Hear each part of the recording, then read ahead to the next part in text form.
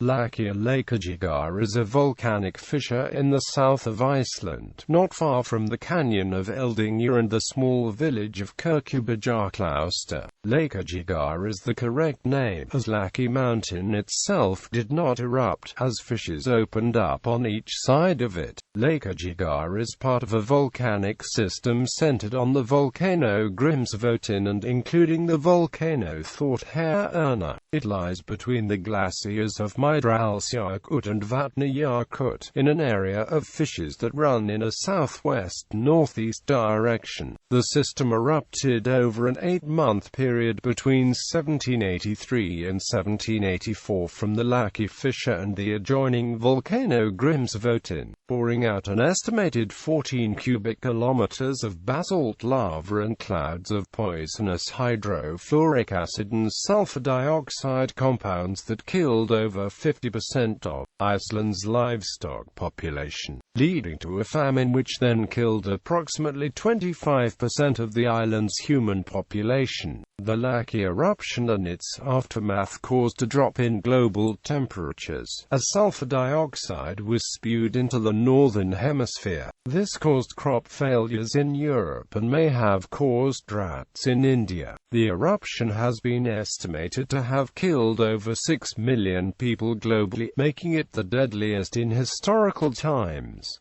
1783 eruption. On the 8th of June 1783, a fissure with 130 craters opened with phreatomagmatic explosions because of the groundwater interacting with the rising basalt magma. Over a few days the eruptions became less explosive, Strombolian, and later Hawaiian in character, with high rates of lava effusion. This event is rated as 6 on the volcanic explosivity index, but the 8-month emission of sulfuric aerosols resulted in one of the most important climatic and socially repercussive events of the last millennium. The eruption, also known as the Skaftreldarsithuelda, produced an estimated 14 cubic kilometers of basalt lava, and the total volume of tephra emitted was 0.91 cubic kilometers.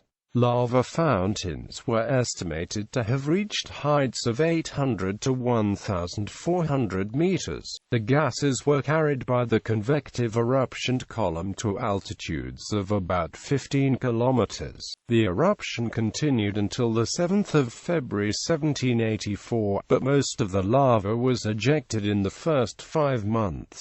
Grímsvötn volcano, from which the Laki fissure extends, was also erupting at the time, from 1783 until 1785. The outpouring of gases, including an estimated 8 million tons of hydrogen fluoride and an estimated 120 million tons of sulfur dioxide, gave rise to what has since become known as the Laki haze across Europe.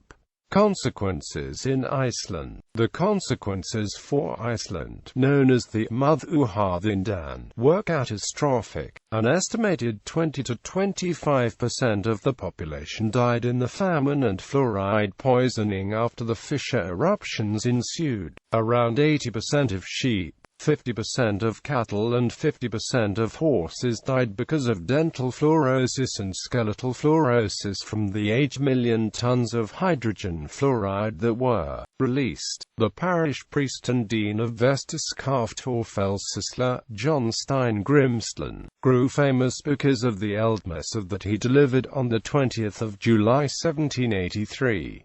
The people of the small settlement of Kirkjubæjarklaustur were worshipping, while the village was endangered by lava steam, which ceased to flow not far from town, with the townsfolk still in church. This past week, and the 2 prior to it, more poison fell from the sky than words can describe. Ash, volcanic airs, rain full of sulfur and saltpeter, all of it mixed with sand. The snouts, nostrils, and feet feet of livestock grazing or walking on the grass turned bright yellow and raw. All water went tepid and light blue in color, and gravel slides turned gray. All the earth's plants burned, withered and turned gray, one after another, as the fire increased and neared the settlements. Consequences in monsoon regions. There is evidence that the Laki eruption weakened African and Indian monsoon circulations, leading to between 1 and 3 millimeters less daily precipitation than normal over the Sahel of Africa, resulting in, among other effects, low flow in the River Nile. The resulting famine that afflicted Egypt in 1784 costed roughly 1/6 of its population. The eruption was also found to have affected the southern Arabian Peninsula and India. Consequences in Europe. An estimated 120 million long tons of sulfur dioxide was emitted, about 3 times the total annual European industrial output in 2006, and equivalent to 6 times the total 1991 Mount Pinatubo eruption. This outpouring of sulfur dioxide during unusual weather conditions caused a thick haze to spread across Western Europe,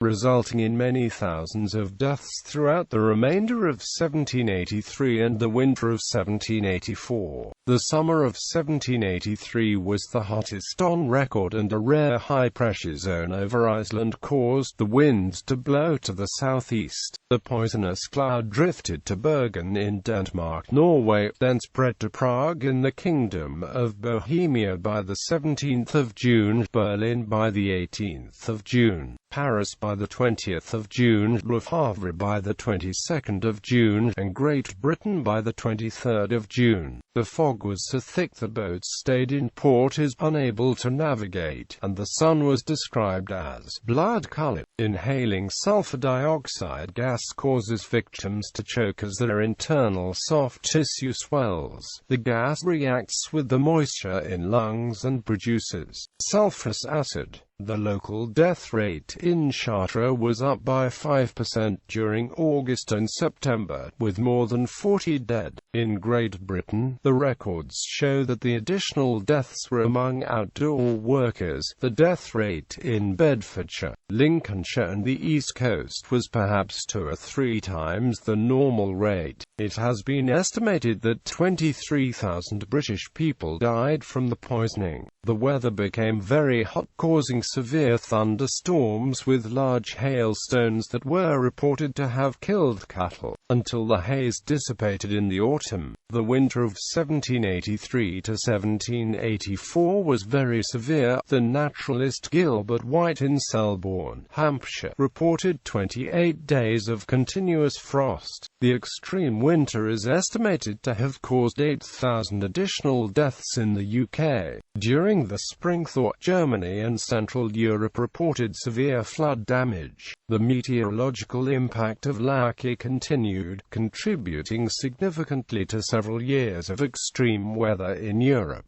In France, the sequence of extreme weather events included a surplus harvest in 1785 that caused poverty for rural workers, as well as droughts, bad winters and summers. These events contributed significantly to an increase in poverty and famine that may have contributed to the French Revolution in 1789. Laki was only one factor in a decade of climatic disruption, as Grímsvötn was erupting from 1783 to 1785, and there may have been an unusually strong El Niño effect from 1789 to 1793. Consequences in North America. In North America, the winter of 1784 was the longest and one of the coldest on record. It was the longest period of below zero temperatures in New England, with the largest accumulation of snow in New Jersey, and the longest freezing over of the Chesapeake Bay, where Annapolis, Maryland, then the capital of the United States, is located. The weather delayed congressmen in coming to Annapolis to vote for the Treaty of Paris, which would end the American Revolutionary War. A huge snowstorm hit the South. The Mississippi River froze at New Orleans, and there was ice in the Gulf of Mexico.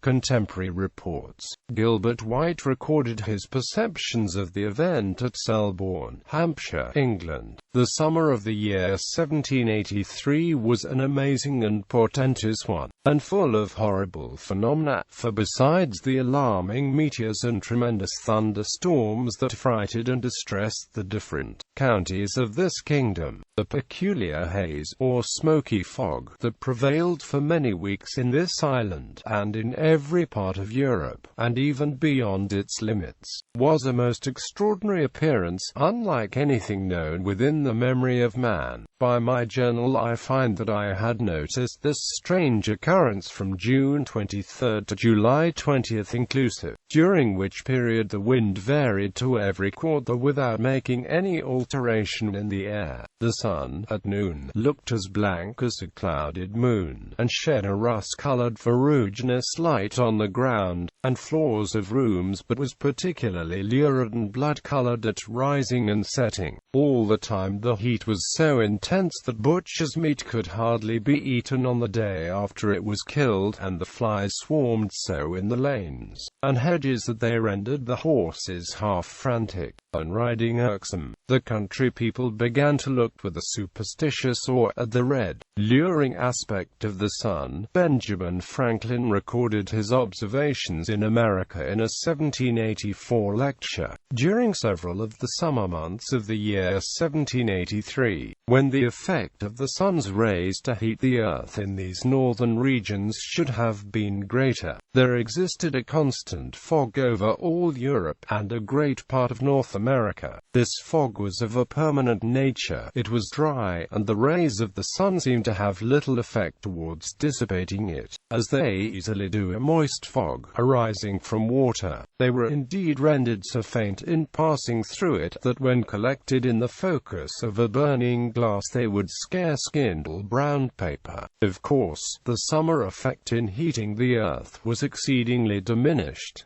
Hence the surface was early frozen, hence the first snows remained on it unmelted, and received continual additions.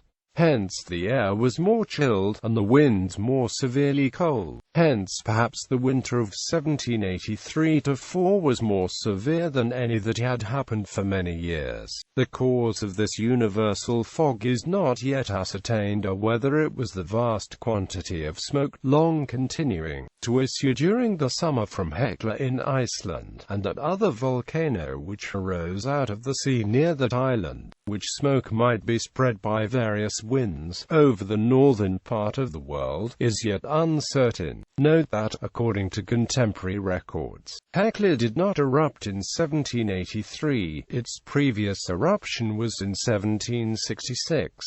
The Laki fissure eruption was 45 miles to the east, and the Grímsvötn volcano was erupting about 75 miles northeast. Additionally, Katla, only 31 miles southeast, was still renowned after its spectacular eruption 28 years earlier in 1755. Sir John Cullum of Bury St Edmunds, Suffolk, England, recorded his observations on the 23rd of June 1783, in a letter to Sir Joseph Banks, then President of the Royal Society.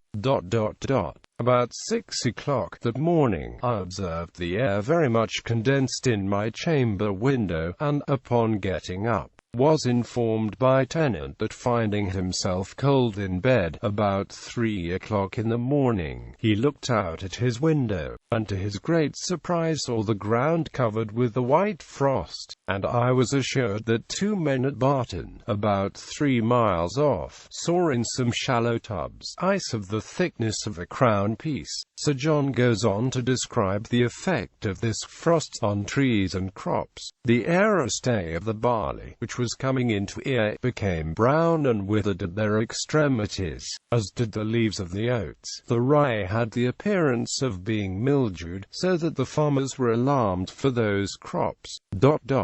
The larch, Weymouth pine, and hardy Scotch fir had the tips of the leaves withered,